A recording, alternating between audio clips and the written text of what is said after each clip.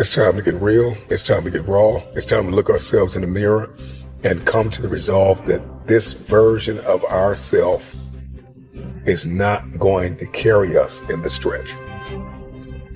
I've been this version of myself long enough that if I don't change, if I don't do something about this, then I'm going to find myself bankrupt. Having that faith, that vulnerability to just see things that are hard to see. It's got to get comfortable being uncomfortable. So can you handle the truth? It's a question. And if you can't, then if you see that, then you can say, well, if I'm going to change, I'm going to have to figure out how to deal with that discomfort until the point that I can see what I need to see, then I can change it. So it's the persistence of continuing to do something until you can do it. Can't is not an option. It's either I will or I won't. I can, I know I can, but I will or I won't, you know, and that's the thing. And in some cases, you may try your hardest and you just don't win, or you don't pass a test, or you don't succeed. That's part of life. Understanding it's going to take hard work, discipline, and learning how to work with other people in order to get to the next level. There's not other people that aren't holding you back. Your boss isn't holding you back. Your parents aren't holding you back. Those are excuses. To me, there's no such thing as luck, okay? All luck is preparation meeting opportunity. Plain and simple. Once I realized that I could get better at anything, it dawned on me that how I spend my time is a spiritual consideration. And I didn't want to die with potential that I failed to turn into skill set. That, to me, that speaks to how much of my potential can I actually turn into skill set and get good at this stuff and push and grow and improve. Like, that to me is just this incredibly intoxicating thing. Waking up every morning with a desire to adapt, with a desire to change. Stand out today. Be different. Become something different. Stop lying to yourself and stand up and become something with worth, something with more than you've ever been. Your goals that you set for yourself, that's your power. Your ambition is your power. It's about how hard you can get hit and keep moving forward. How much you can take and keep moving forward. You have to electrify and get all the things that are necessary within you to start doing the things that you need to do. So when the time comes, you can kick down that door and move towards the possibilities of being the best of who you really are.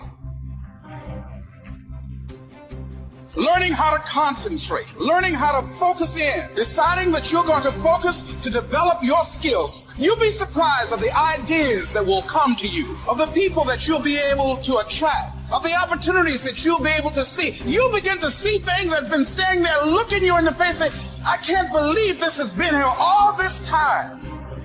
There are so many people in the world, and you know, you may be watching this right now, and you have these incredible ideas, and what you think is missing is motivation. And that's not true. Because the way that our minds are wired, and the fact about human beings, is that we are not designed to do things that are uncomfortable or scary or difficult.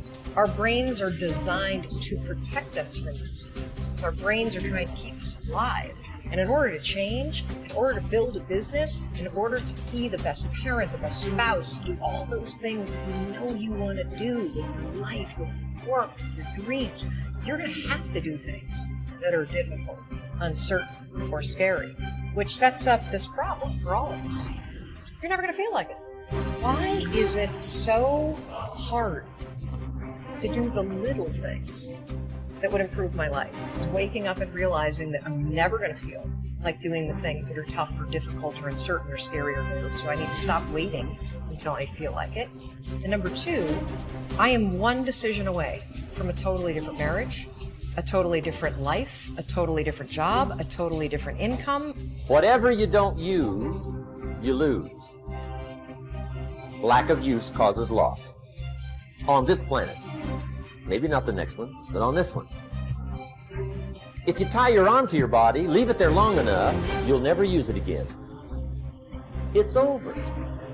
For the arm. Now, it may not be over, but it's over for the arm. The only way to keep the use of this arm is what? Keep using it. If you quit, you lose. Automatically. They don't bring it up for a vote. You lose automatically when you quit. Now, the same thing that goes for your arm goes for your brain. Mentality. The same thing goes for all the human virtues. Ambition, unused, decline. Strong feelings, unused, diminish. It doesn't grow, diminishes. Faith, unused, decreases. It's a law. Vitality, unused, diminishes. Energy, unused, decreases. The guy says, well, I'm going to save up my energy. You can't do that. That's like trying to save today, put it on the end of the year. See, you can't do that. They'll come take you away. If you don't use today, what? It's lost. The guy says, well, I'll work twice as hard tomorrow to make up for it. See, that's foolish. You could have done that anyway. Today unused is lost. A talent unused is lost. An ability unused is lost. So here's one of the key expressions of the evening. Take a new inventory of yourself. Starting tomorrow, new project. Take a new inventory. And make sure that all of your talent and ability and mentality and ingenuity and vitality and strong feelings, faith, courage, make sure that all you've got's being used. Otherwise, you lose. Resolve to focus on the solution and what can be done now, rather than on what happened and who's to blame. Think in terms of the action you can take to resolve the situation, rather than what went wrong and who is to blame. To remain optimistic, look for the good in every situation. When you look for something good, you will always find something good. Furthermore, while you're looking for something good, because your conscious mind can hold only one thought at a time, you will automatically become positive, optimistic, and back in full control. Seek the valuable lesson in every problem or difficulty. Every setback you face contains one or more lessons that have been sent to you to help you be more successful in the future. The difference between successes and failures is simple. Failures feel sorry for themselves when things go wrong, whereas successful people look for the valuable lesson they can learn that will help them in the future. Normal Vincent Peale used to say, when God wants to send you a gift, he wraps it up in a problem. The bigger the gift that God wants to send you, the bigger the problem he wraps it up in. Instead of concentrating on the problem, look for the gift. Wonderfully enough, you will always find it. What's more, sometimes the gift or valuable lesson can be of far greater value than the cost of the problem itself.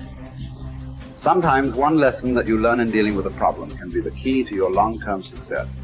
As Napoleon Hill wrote, within every problem or obstacle lays the seed of an equal or greater opportunity or benefit. Your job is to find it. Continually think of yourself as a strong, powerful, resolute person in the face of adversity. In World War, a British general was described by his superiors. There he stands like an iron peg, driven into the frozen ground, immovable. Let this be an accurate description of you whenever you face difficulties or problems of any kind. Resolve to stand like an iron peg, driven into the frozen ground. When you resolve in advance that you will never give up, your success is virtually guaranteed. In the final analysis, nothing can really stop you but yourself. In life, it doesn't matter how many times you get knocked down. All that matters is how many times you get back up. If you continue to get back up and press onward, you must eventually reach your goal. Each time you exert yourself, discipline to persist in the face of adversity. You also increase your self-esteem and self-confidence. Then, as your self-esteem increases, you feel stronger, more powerful, and more unstoppable. When you feel better and stronger, you become more capable of persisting the next time, and then the time after that. By disciplining yourself to persist in the face of all adversity, you put your life onto an upward spiral of self-esteem, self-discipline, and persistence until you eventually become like a force of nature. I think the best way to prove your value is to work, is to learn, is to absorb, to be a sponge. You always want to outwork your potential.